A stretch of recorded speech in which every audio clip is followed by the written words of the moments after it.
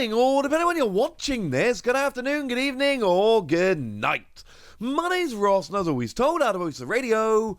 So today we have a surprising new card to talk about, which is coming out in Terrestrial Festival over in Japan, which means not confirmed, but overwhelmingly likely to be featured in Prismatic Evolutions over here.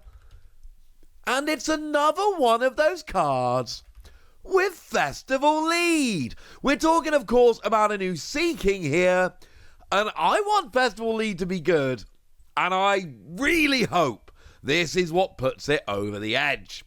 Now, of course, Festival Lead, for those of you that may have forgotten, it's an ability which came around with a bunch of cards in Twilight Masquerade.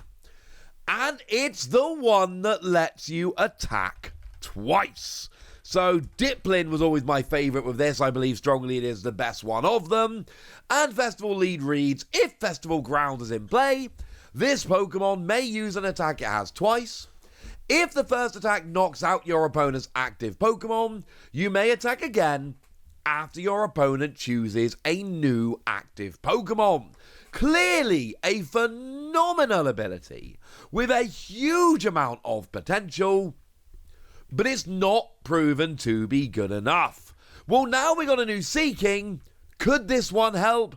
And it's got a really nice attack. We got a Water Stage 1 here, 110 HP, 1 retreat, and for a single colourless energy, which helps massively, 60 damage, draw 2 cards. Simple as that.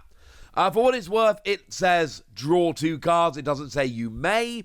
So technically you could deck yourself out doing this, but I think you'll be fine. But here, now 60 damage is not always going to be enough, alright? That's very important to note. But where 60 damage is going to be enough, this draws 4 cards. This draws 4 cards while doing 120 damage. Now, even if we're not getting big KOs or any of that with this, we're talking about 120 damage, draw 4 cards for a single energy on a stage 1? Yes! That's really good. Now, there's obviously all kinds of caveats here, like, for instance, having to have the stadium in play, but that's still really nice. That is a decent amount of damage, ladies and gentlemen. That is very, very nice indeed. And the 60 damage isn't perfect, but it's not terrible. Now, a lot of the time, you really want to be doing 70. 70 is the key number. There's all kinds of support Pokemon around, Manaphy, for instance, which you will get with this. But then you've also got the majority of evolving basics, like Charmander. I'm not going to sit here and name every possible evolving basic. Charmander is going to have to do. And I actually really, really like this with Vitality Band. Because you're doing the 2 attacks, because you're essentially doing an extra 20 damage here, and because it puts you from 60 up to 70. And there is a chance here with this card whereby you go first, you get your Goldeen down, blah, blah, blah.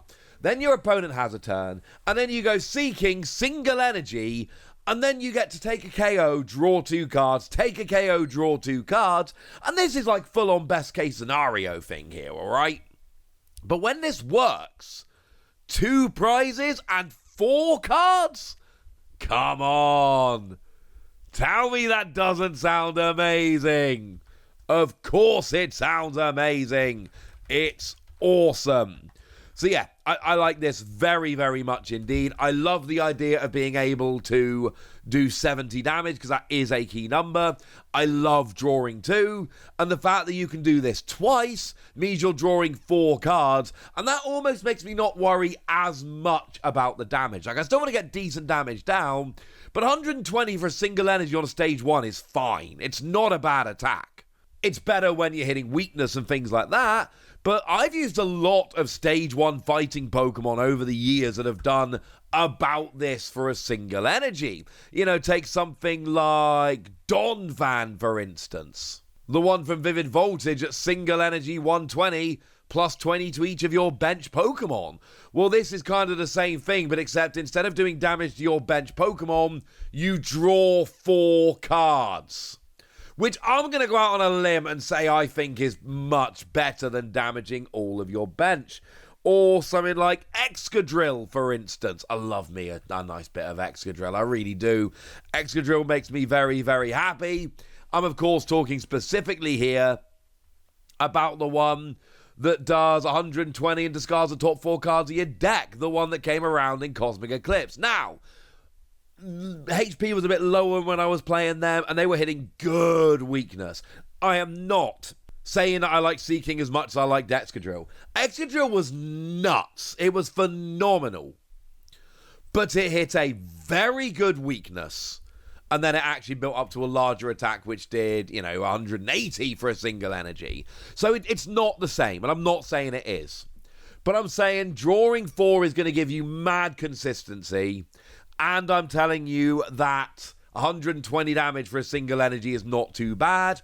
And the fact that you could potentially actually KO and then get hit on a new Pokemon here is wonderful.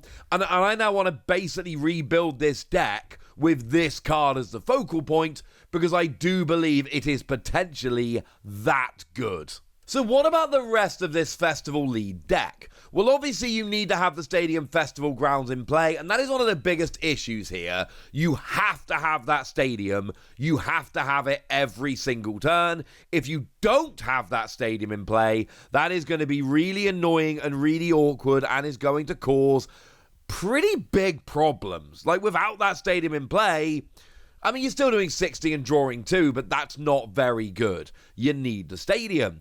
Good news is the stadium says that each Pokemon with any energy attached is immune to special conditions, and that's actually quite nice. It's not the biggest thing in the world. You're playing low HP Pokemon anyway, but still having that immunity to special conditions is going to be a little bit of a win. So that's good. But what else have we got in terms of attackers? Well, actually, we've also got Thwackey. And what Thwackey does here is, if your active Pokemon has the Festival lead ability, search your deck for a card and put it into your hand. And what's really important here, it's called Boom Boom Groove as well, which is amazing. What's really important here is you don't need the stadium in play. If your active Pokemon's got Festival lead, then Thwackey can go and search out the stadium and then activate the ability, and round we go. The ability doesn't need to be switched on by the stadium, you just need to actually have it there. Just needs to have the ability. And actually, but between Thwackey and this, you are going to have a mad consistent deck here. You are going to be able to basically have whatever you want every turn. If you're searching a card every turn with Thwackey, and for what it's worth, Thwackey will stack. It's not limited to once during your turn. Well, I mean, it's once during your turn, but it's once per Thwackey. If you've got multiple, it will stack. And then you're also drawing 4 cards a turn with Seaking. I'm telling you, you can start playing weird one-offs and random techs, and you can make a bizarre deck here, and it will be consistent enough to work. And the best thing here is single, colorless energy. We've then got the other main attacker here is Diplin. Single energy, 20 damage for each of your bench Pokemon. Now, this is where it actually gets really annoying. That's 100 damage for a single energy, which is not bad. It's obviously more damage than Seaking does. And usually, if I see an attack like this that does damage based on bench Pokemon, I'd be like, way! Area 0 Underdepths. But of course, you can't have Area 0 Underdepths, because in order to attack twice, you have to have Festival Grounds in play. So no, that's not going to work. Please don't do that. That would be a terrible, terrible, terrible, terrible idea. But this is essentially 200 damage for a single energy. But again, it can be split between 2 Pokemon if you KO the first. And now you got 120 for a single energy while drawing 4 cards. And your Pokemon here are quite weak and are going to get KO'd very easily, and that's a bit of a pain. But between the consistency of Seaking and Thwackey and Diplin being able to do a bit of power here, I do think there is potential. And because you should, in theory, be so consistent here, you can start playing a bunch of random techs, and it should actually work. And then you can start covering some of your worst matchups. And I like this. I should also mention there is also Swirlix, puts 2 damage count on one of your opponent's Pokemon, but it also uses Psychic Energy, so no. Diplin uses Grass. Seaking uses Any, which means it uses Grass. Swirlix, it's not good enough. Yes, you could play 1 or 2 random Psychic, and your deck would be consistent enough that it would still work, but don't. It's terrible. But then we've also got Goldeen. Now, it does 10 and flip a coin if it has discard an energy if your opponent's active, and it does it for 2 energy. The attack's terrible. But Goldeen still has Festival lead here, which means if you can't draw into your Seaking, well, Goldeen's active, Thwacky's on the bench. Goldeen's got Festival lead, which activates Thwacky's ability, which lets you search for Seaking. So even though I don't think we're ever actually attacking with Goldeen here, I don't think it's good. The fact that it's got Festival lead and will activate Thwacky's ability is actually a massive advantage in itself. Swirlix remains terrible. I'm giving this one 4 Wassies. I legit adore this card. I think it's brilliant. I think it's lovely. I think it's wonderful.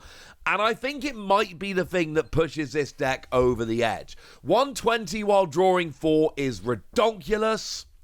And yes, I know you've got low HP and a lot of your Pokemon are going to get KO'd easily and you've got to deal with that. But we've got consistency and decent attacks, and I think that's going to help. That's what I think. I want to know what you think. So let me know in the comment section, would you? Good us! Be nice. And then make sure you like this video, subscribe to this channel, follow me on Twitter at @TheWassie. That's where we talk about Pokemon and a whole bunch of other card games. And please do consider checking out patreon.com/PTCG Radio, where you can support the channel, get some bonus podcasts and all kinds of fun things. And get shoutouts on the channel, like the lovely AB3, who is one of our longest running supporters on the Patreon and is a very lovely person. So shout out to them for the support and the loveliness. But by far the most important thing as always, look after yourselves till next time, would ya? Thank you very much for watching. My name's Ross, and you've been watching PTCG Radio.